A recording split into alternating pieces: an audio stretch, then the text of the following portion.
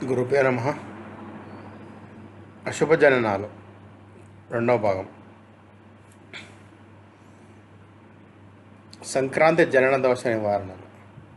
సూర్యోదయం తర్వాత సూర్యుడు 0 నుంచి 1 డిగ్రీలో ఉంటే కనుక జననం జరిగితే దాన్ని సంక్రాంతి దోషంగా పరిగణిస్తారు. జనరల్గా మనకు ప్రతి నెల 14, 15, 16 తారీఖులో సంక్రమణం అవుతుంది. సంక్రాంతి అంటే మాస సంక్రాంతి వస్తుంది. అప్పుడు చూడాల్సిన టైం అనమాట. అప్పుడు 0 డిగ్రీ సూర్యుడు 0 డిగ్రీలో ఉంటే కనుక 0 నుంచి 1 డిగ్రీ లోపల ఉంటే కనుక సంక్రాంతి దోషం అంటారు. వారంలో వారం రోజుల ప్రకారం సంక్రాంతుల పేర్లు ఇలా ఉన్నాయి: ఆదివారం ఘోర, సోమవారం దామాక్షి, మంగళవారం మహోద్ద, బుధవారం మంద, గురువారం మందాకిని, శుక్రవారం మిశ్ర, శనివారం రాక్షసి.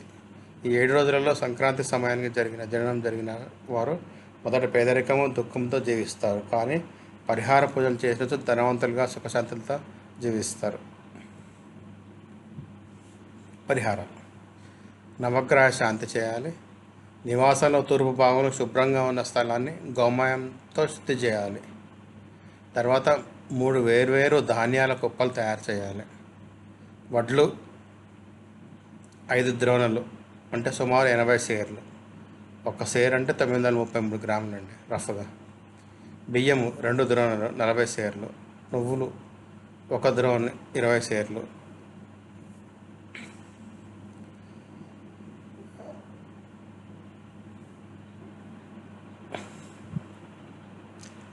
ఈ ధాన్యాలపై అష్టదళ పద్మం ముగ్గు వేసి పుష్పాలతో అలంకరించాలి.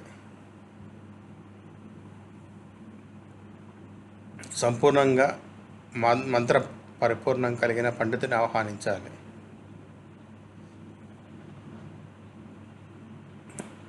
పూజా విధానం: 3 ధాన్యాల కుప్పలపై త్రిపుటిగా కలశాలను స్థాపించాలి. కలశాలలో కింది వాటిని కలపాలి: తీర్థ జలాలు, పవిత్ర నదుల నీరు, సప్తమృత్తిక 7 ప్రదేశాల మట్టి, శతౌషధి 100 ఔషధ మూలికలు, పంచపల్లవ 5 రకాల ఆకులు, పంచగవ్య గో ఆధారిత పదార్థాలు, పాలు, పెరుగు, నెయ్యి, మూత్రం, పేడ.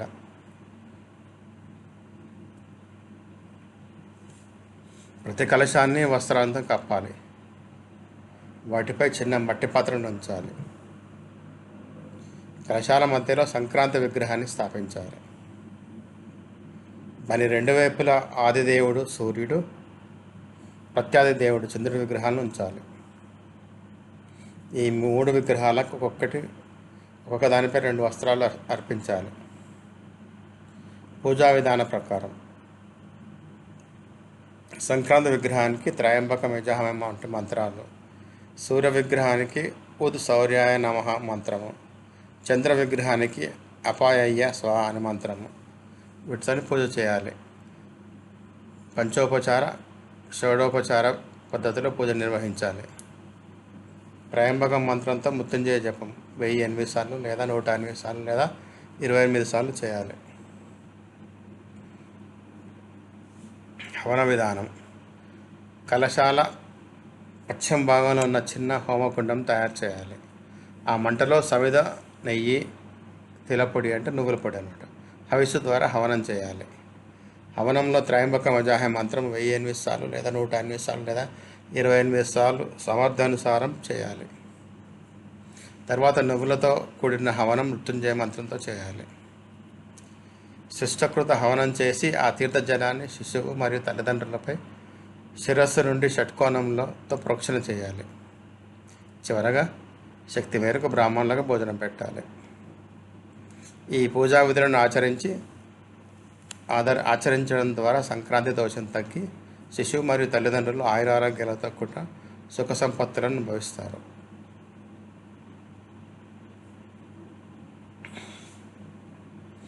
ముగ్గురు కుమారుల తర్వాత కుమార్తె పుట్టిన దానికి పరిహారాలు: 3 కుమారుల తర్వాత ఒక కుమార్తె పుట్టడం లేదా 3 కుమార్తెల ద్వారా ఒక కుమారుడు పుట్టడం.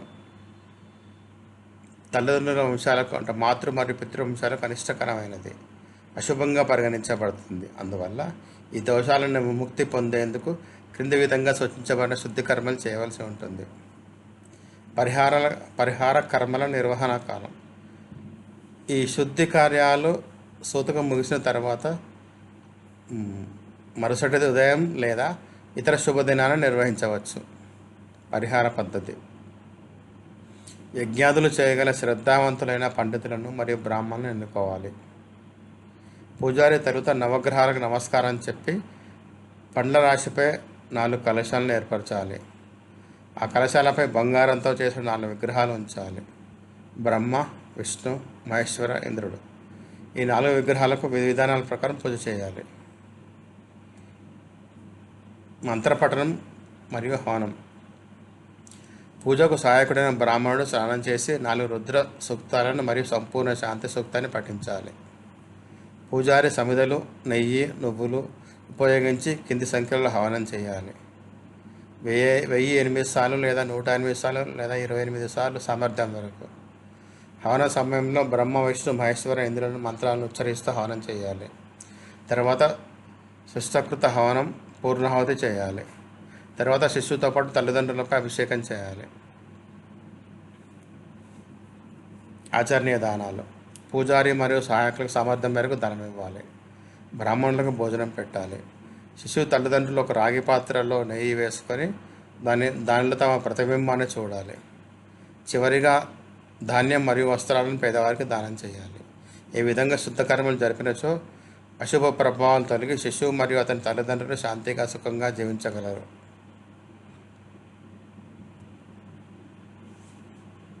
అసాధారణ ప్రసవాల దోష నివారణ. ఇప్పుడు స్త్రీల ద్వారా జరిగిన అశుభ మరియు అసాధారణ ప్రసవాల గురించి వివరిస్తాను. ఇవి ఊరు, పట్టణము, దేశానికే దుష్ప్రభావం కలిగించగలవు. ఈ అసాధారణ ప్రసవాలు ఈ క్రింది విధాలుగా ఉండవచ్చు. అసాధారణ ప్రసవాల రకాలు.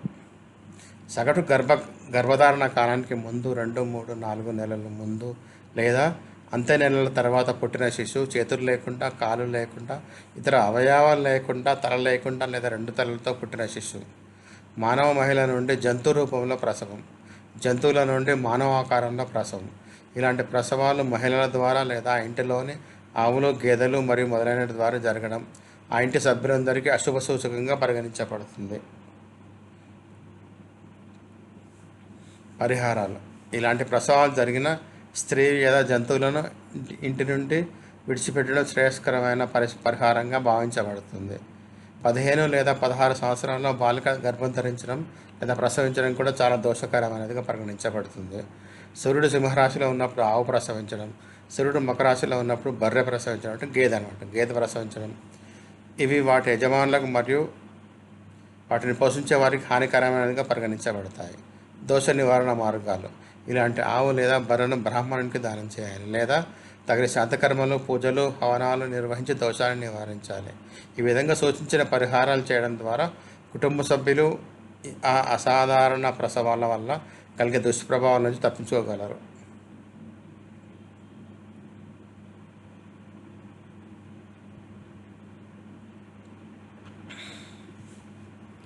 యమగంట, క్షయతిథి, మాయా నక్షత్రాల దోషాలు, పరిహారాలు. యమగంట, క్షయతిథి, మాయా నక్షత్రాల వంటి విశేష కాలాల్లో శిశు జననం దోషాలను కలిగిస్తుంది. ఇవి అశుభ సమయాలు కావున ఇలాంటి కాలాలలో జననం జరిగినప్పుడు ప్రత్యేక శాంతి చర్యలు అవసరం. యమగంట అంటే ఏమిటి? యమగంట అంటే యముని దండ పాలనలో ఉండే సమయం అని సూచిస్తుంది. ఇది ప్రతిరోజు సూర్యోదయం నుండి ప్రతి గంటకు ఒక యమగంట కాలం ఉంటుంది. ఇది మారుతూ ఉంటుంది. ఈ కాలంలో శిశువు జన్మిస్తే ఆయుషహాని, ప్రమాదాల సూచనలు ఉంటాయి. యమగంట లగ్నంలో జననం అత్యంత అశుభం. క్షయతిథి అంటే ఏమిటి? క్షయతిథి అంటే చంద్రుడు చలన వేగం కారణంగా ఒక తిథి పూర్తిగా లేకపోవడం, అంటే లేదా 2 తిథులు ఒకే రోజులో ఉండడం.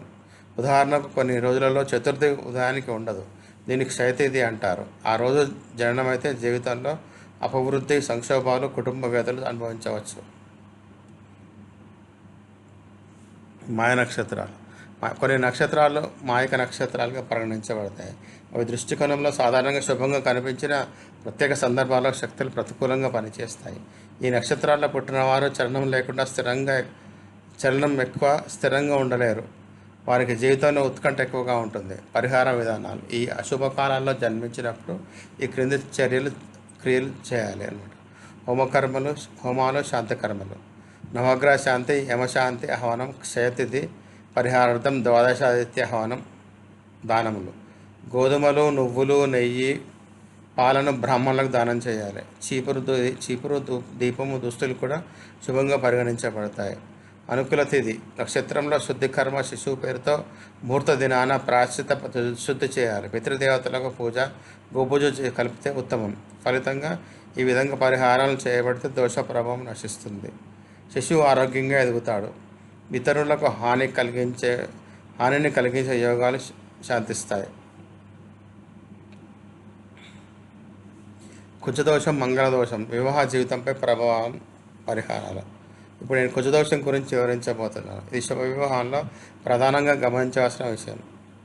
కుజగ్రహం అంటే మంగళుడు. కొన్ని భావాలు ఉండడం వల్ల ఆ వ్యక్తికి వివాహం జీవితంలో సంఘర్షణలు, దురదృష్టాలు, వృద్ధిరాహిత్యం కలుగుతాయి. కుజదోష భావాలు: కుజుడు ఈ క్రింది భావాల్లో ఉండినప్పుడు కుజదోషం ఏర్పడుతుంది. 2వ భావం కుటుంబ కలహాలు. 4వ భావం గృహ సంబంధిత సమస్యలు.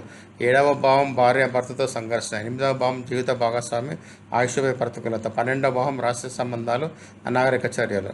ఈ స్థితిలో జన్మించిన వారు వివాహం చేసిన వెంటనే సంబంధాలు బలహీనపడే అవకాశం ఉంటుంది.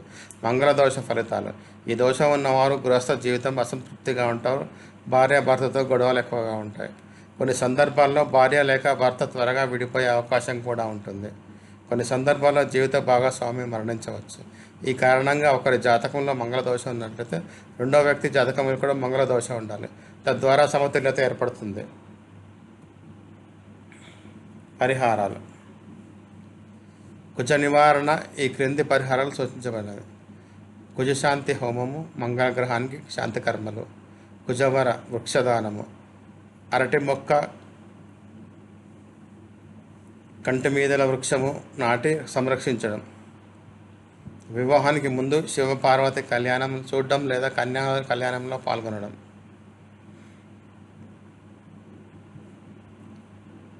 కారకాలు: వాస్తవికంగా దోషం తీవ్రంగా తగ్గించి శాంతి పూజలు చేయించడం.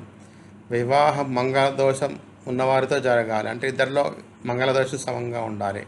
ఈ కుజదోష పరిహారాలు చేసిన వారికి వివాహం జీవిత సంతృప్తికరంగా ఉంటుంది. వారు శక్తివంతమైన దాంపత్య బంధాన్ని కలిగి ఉంటారు. ఇది ముఖ్యమైన వివాహ యోగ నిర్ధారణ క్రమంలో భాగం.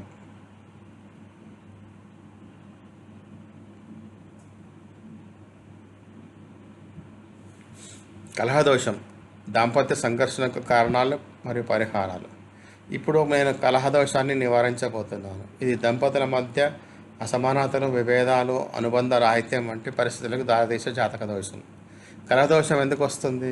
కలహదోషం తరతరానికి ముఖ్య కారణాలు: 7వ భావంపై దృష్టి వేసే పాపగ్రహాలు, 7వ భావంలో శని, రాహు, కుజ, సూర్యుని వంటి దుష్టగ్రహాల సంయోగం, 7వ భావాధిపతి బలహీనంగా ఉండడం, శుక్రుడు, చంద్రుడు పాపగ్రహ సంయుక్తంగా ఉండడం, శుక్రుడు పాపగ్రహ సంయోగం లేదా దృష్టి. ఈ గ్రహ సంయోగాలు భార్యాభర్తల మధ్య అవగాహన లోపం, అసహనాన్ని కలిగిస్తాయి. లక్షణాలు, దోష ఫలితాలు: ఈ కలహదోషం ఉన్న వారికి తీవ్ర సంఘర్షణలు, చిన్న చిన్న విషయాల గొడవలు, ప్రేమరాహిత్యము, ప్రేమలోపము, అనుబంధ లోపం సంభవిస్తుంది.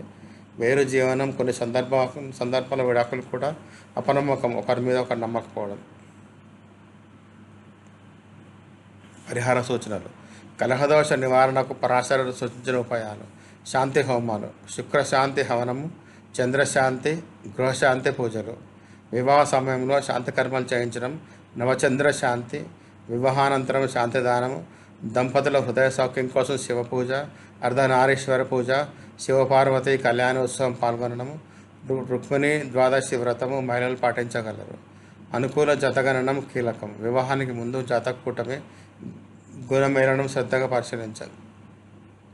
అశుభ యోగాలు ఉన్నవారికి తగిన విధంగా శాంతి పూజలు చేసి వివాహం తగిన ముహూర్తంలో జరపాలి. ఈ విధంగా కలహదోష పరిహారాలు జాగ్రత్తగా పాటించిన వారు దాంపత్య జీవితాన్ని ఆనందంగా జీవించగలుగుతారు. దోష ఫలితాల తీవ్రత తగ్గించవచ్చు. సహజ దోషాలు మరియు గురుశాంతి ద్వారా వాటి నివారణ. కొన్ని దోషాలు జాతకంలో సహజంగా ఏర్పడతాయి. ఇవి అనేక జన్మల పాప ఫలితంగా కలిగిన కర్మ ఫలితాలు. ఇవన్నీ శాంతి కర్మల ద్వారా తగ్గించవచ్చు. ముఖ్యంగా బృహస్పతి శాంతి ద్వారా వీటి ప్రభావం ఎక్కువగా ఉంటుంది. సహజ దోషాల లక్షణాలు. జాతకంలో ఈ క్రింది దోషాలు సహజంగా ఉండగలవు. పాపగ్రహాల సంయోగ లగ్నానికి చంద్రుడు లేదా బృహస్పతి పాపగ్రహ దృష్టిలో ఉండడం. 5, 9, 10 భావాల బలహీనత. అష్టమ ద్వాదశ స్థానాల్లో గురువు ఉన్నచో ఈ దోషాలు కలిగిన వారు విద్యాలోపము, గురుశాపం వల్ల జ్ఞానం లేకపోవడం, గురువులతో విభేదాలు, గురుతుల్యులైన తల్లిదండ్రులు, ఉపాధ్యాయుల నుంచి ఆశీర్వాదాలేమే. గురుశాంతి ప్రాముఖ్యత. ఈ దోషాల నివారణకు ప్రధానంగా గమనించాల్సిన విషయం. బృహస్పతి శాంతి కర్మ. ఈ శాంతి ద్వారా విద్యాప్రాప్తి మెరుగవుతుంది, గురువుల ఆశీర్వాదం లభిస్తుంది, వాక్వైఖరి బలపడుతుంది, సద్గతికి మార్గం ఏర్పడుతుంది. గురు శాంతి విధానం. బృహస్పతి మంత్రం, బీజ మంత్రం జపం. ఓం గ్రాం గ్రీం గ్రాం సహ గురవే నమః 16,000 సార్లు జపించాలి. పుష్య నక్షత్రం నాడు హోమం చేయడం, బ్రాహ్మణ భోజనం మరియు పుస్తక దానం, పసుపుతో మంత్రాహ్వానం, బలి ప్రదానం ఇవన్నీ చేయడం మంచిది. దోష పరిహార ఫలితాలు. ఈ శాంతి కర్మలు చేసిన వారు గురుకృపకు పాత్రలవుతారు. విద్యా, ఉపాధి మరియు జీవన గమనంలో మెరుగైన మార్గం పొందగలుగుతారు. సహజ దోషాల ప్రభావం తగ్గుతుంది. మంచి గురువు లేదా జ్ఞాన మార్గదర్శకుడు అయిన వాడు గురువు లభిస్తాడు. అందువల్ల జాతకంలో సహజ దోషాలు ఉన్న వారు వెంటనే నిర్దేశించిన విధంగా గురుశాంతి కర్మలతో పరిహరించుకోవాలి. ఈ విధంగా సద్గతి, జ్ఞానము మరియు మంచి దాంపత్యము, వృత్తి మరియు మనోభావాలు కలుగుతాయి. మంత్రశాంతి, శాంతి కర్మలు, దాన ధర్మాల ద్వారా దోష నివారణ. ఇప్పుడు నేను వివిధ దోషాలు నివారించగల మంత్రశక్తి, శాంతి కర్మలు మరియు దాన ధర్మాల గురించి విశేషాలను వివరిస్తాను. ఇవి శాస్త్రోక్తంగా సూచించబడి మహర్షులు ప్రమాణించిన మార్గాలు. మంత్రశక్తి ప్రాముఖ్యం. జాతకంలో ఉన్న పాపగ్రహాల ప్రభావం, శాపదోషాలు, పితృదోషాలు మొదలైన మంత్రజపం ద్వారా తగ్గించవచ్చు. ముఖ్యంగా బీజమంత్రాలు, వేద మంత్రాలు, తంత్రోక్త మంత్రాలు. వీటిని గురువు ఆదేశంతో నియమంగా జపిస్తే ఫలితం బాగుంటుంది. ఉదాహరణకు శనిదోషం. ఓం ప్రాం ప్రేం ప్రాం సహ శనేశ్వరాయ నమః. రాహుదోషం.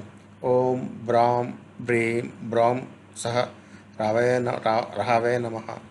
కేతుదోషం. ఓం శ్రాం శ్రీం శ్రౌం సహ కేతవే నమః. ఇటువంటి మంత్రాలు అన్నమాట. శాంతి కర్మల ప్రాముఖ్యత. శాంతి కర్మలు ముఖ్యమైనవి.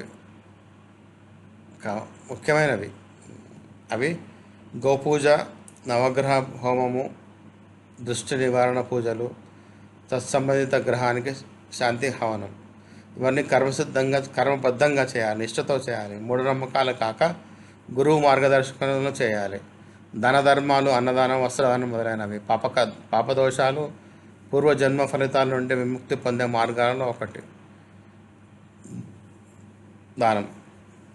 కొన్ని దోషాలకు తగిన దానాలు ఈ విధంగా ఉన్నాయి. దోషదానం. సూర్యదోషం ఉంటే గోధుమ, రాగి పాత్రలో తాంబూలం దానం చేయాలి. దోషం ఉంటే పాలు, వెండి, తెల్ల వస్త్రం దానం చేయాలి. కుజుడు దోషంగా ఉంటే ఎరుపు వస్త్రం, ఎర్రపప్పు దానం చేయాలి. బుధ దోషం ఉంటే పచ్చని వస్త్రము, పెసరు, తాంబూలం దానం చేయాలి. గురువు దోషం ఉంటే పసుపు, తులసి మాల, విద్యా దానం చేయాలి. శుక్రుడు దోషం ఉంటే తెల్ల వస్త్రం, తెల్లని మిఠాయిలు దానం చేయాలి. శని దోషం ఉంటే నల్ల వస్త్రము, నల్ల నువ్వులు దానం చేయాలి. రాహు దోషం ఉంటే కనుక నీల వస్త్రము, నల్ల నువ్వులు, నీలి ద్రవ్యాలు దానం చేయాలి. కేతు దోషం ఉంటే మాంజిష్ట ధవల పదార్థాలు, కేశదానము, అశ్వదానం చేయాలి. జాతక దోష నివారణ, శివారాధన ప్రాముఖ్యత. పాపదోషాల నుండి, ప్రభావం నుండి విముక్తి పొందడానికి మహాదేవుని ఆరాధన అత్యంత సులభమైనది. జాతకంలో ఎంతటి ఘోర దోషం ఉన్నా శివపూజ, రుద్రజపము, అభిషేకం ద్వారా తగ్గుతుంది. శివపూజ వలన ఫలితాలు. పాపసంహారం, పూర్వపాపాల నివారణ, దీర్ఘాయుష్, దీర్ఘ జీవితం, రోగ నివారణ, బుద్ధి వృద్ధి, మనశ్శాంతి. జాతకంలో దోషాల నుండి విముక్తి. ఏ దోషానికైనా ఏ విధమైన శివారాధన. దోషం, శివారాధన విధానం. పితృదోషం, మహామృత్యుంజయ జపం శివాభిషేకంలో పితృతిథిలో. శని దోషం శనివారం నాడు శివలింగ అభిషేకం నీలగంధంతో. కుజదోషం మంగళవారం నాడు రుద్రాభిషేకం శివతాండవ స్తోత్ర పఠనం. నిత్య దారిద్ర లింగాష్టకం శివచాలీసా జపం బిల్వార్చన. జ్ఞానలోపం శివ పంచాక్షరి జపం ఓం నమ శివాయ జపం రోజుకు 108 సార్లు.